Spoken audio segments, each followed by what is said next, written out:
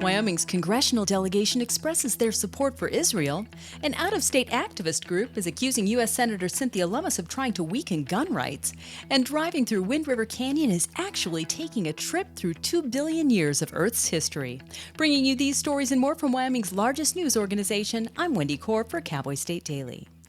Each member of Wyoming's congressional delegation issued statements expressing their support for Israel and its right to defend itself after Hamas terrorist attacks on that country over the weekend. All three leaders took to X, formerly known as Twitter, to voice their support for that country. On Saturday, Senator John Barrasso posted, quote, "Our nation is committed to ensuring Israel has the means necessary to continue to fight against all terrorist threats," end quote. Senator Cynthia Lummus concurred with Barrasso, stating she was horrified to see the terrorist attacks and called Israel the U.S.'s greatest ally. Congresswoman Harriet Hageman agreed, saying that Israel must defend her sovereignty, adding that she is praying for the Israeli families who've already lost loved ones. On Monday, Governor Mark Gordon ordered flags throughout the state to be lowered for the lives lost. A Cheyenne man who goes by the handle K-Thuggin2 has been sentenced to 7 years in prison for dealing and transporting fentanyl across the Wyoming-Colorado border. And K-Thuggin, whose real name is Kyle Rozelle, was caught using good old-fashioned police work and high-tech forensic research. That's according to Cowboy State Daily's Claire McFarland. They dug into his phone records and saw where his cell phone had pinged different cell phone towers as he went from Cheyenne to Denver during times that were also identified as drug drops. Police initially caught up with Rozelle and accused fentanyl dealer Alexis Lucero thanks to Airy, a drug-detecting canine that has since retired because of cancer. When the pair were pulled over for a traffic violation in August of 2022, Airy signaled that there were drugs in the vehicle. An out-of-state activist group is accusing U.S. Senator Cynthia Lummus of supporting marijuana legalization and trying to weaken gun rights.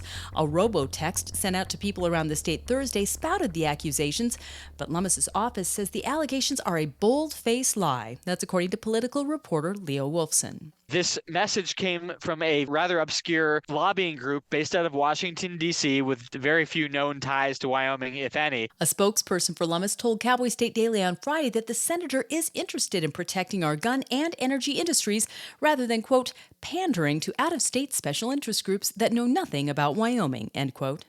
I'll be back with more news right after this. At Hilltop Bank, we understand that buying a home is a big decision. That's why we're here to be your trusted partner on the path to home ownership. Our experienced mortgage team will guide you every step of the way, from pre-approval to closing. We offer competitive rates and a wide variety of home loan options to best suit your needs. With our local knowledge and personalized service, you'll feel confident and comfortable throughout the entire home buying process.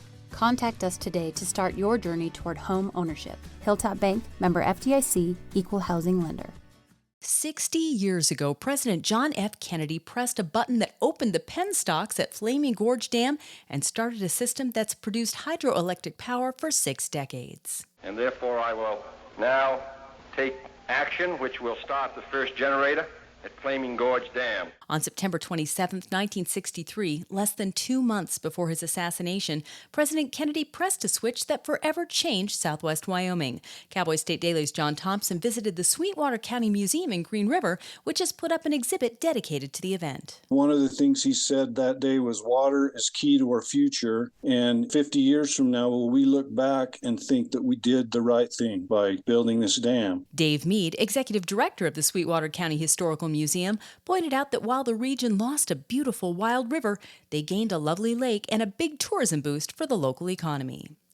And if you want to travel through time, just head to the Wind River Canyon in central Wyoming. Cowboy State Daily's Andrew Rossi said the 20-minute drive from the Boysen Dam to Thermopolis on U.S. Highway 20 goes through 2 billion years of natural history, making Wyoming's Wind River Canyon the best time machine in the United States. You're driving through over 2 billion years of Earth history, starting with some of the oldest rocks in existence, and then driving through to the end when you're literally opening up into the world of the dinosaurs with the rocks in Thermopolis. And talking to a paleontologist that I know gives tours, the only comparable thing that she could think of in terms of literally traveling through time is the Grand Canyon, but you don't need a boat to enjoy the Wind River Canyon. And that's today's news. Get your free digital subscription to Wyoming's only statewide newspaper by hitting the subscribe button on CowboyStateDaily.com. I'm Wendy Corr for Cowboy State Daily.